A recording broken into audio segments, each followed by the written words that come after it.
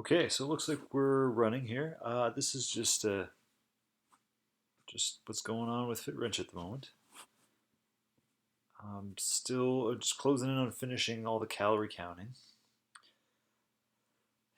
corralling all the data for that. So these switches are to allow you to plan your day in advance, and when you switch them on, that's to show or to communicate to the data model that you've eaten your avocado.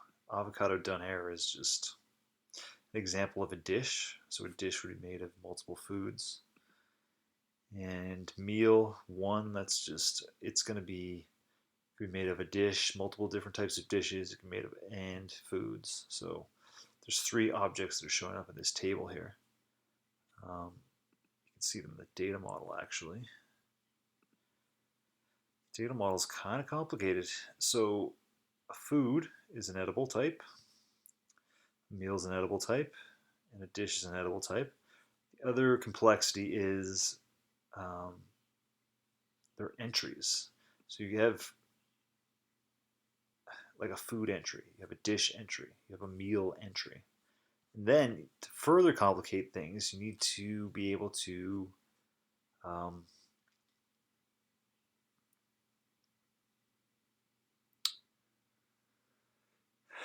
make menu plans, right? And then have share those, communicate that data between cooperating users, couples, families, roommates. So anyway, um, so that's the main screen there. You can go into the details, right, and see, how much you're spending. And I've got these dials. I'm working out the user interface here a bit better. You can adjust this stuff, and it'll adjust the times, right? That's funny. Yeah, and adjust the date, adjust the serving size associated with it, adjust the package associated with it. Different packages might have different costs. If you buy in bulk, things are cheaper. So there's that. Then there's the food database itself. So you can search this, right? This is, oh, you have to search, say you want to search the list. I just have some stuff stubbed in there. And so you have a food type, this is a dish type, this is a meal type. They're all edible, so they're all available there. You can, oh, that's weird. There's a new bug. Probably be able to make that go away if I do this. So yeah, there's the foods, there's the dishes, there's the meals. Right, if you want to add a new food or new dish or new meal, do it manually. You can run through this whole scheme here, start typing things in. You need to put a picker in here for the food groups. A lot of this stuff, user interface is the biggest component of it, right? Blah, blah, blah. Get the cost density. What else? All the serving size stuff. So this is where you put in the serving size. Say it's 100 grams, and 100 grams is 50 calories. Protein is 10 grams, etc., right? You can put the different elements that are involved, right? Potassium, calcium, sodium. These are things that are important to nutrition, right? And trying to compute all the information. There's a barcode scanner. You can't see it obviously because it uses the camera, but you can use that to scan a food and then go hit the USDA database. So that's most of it. And then, you have an avatar, so you have a user.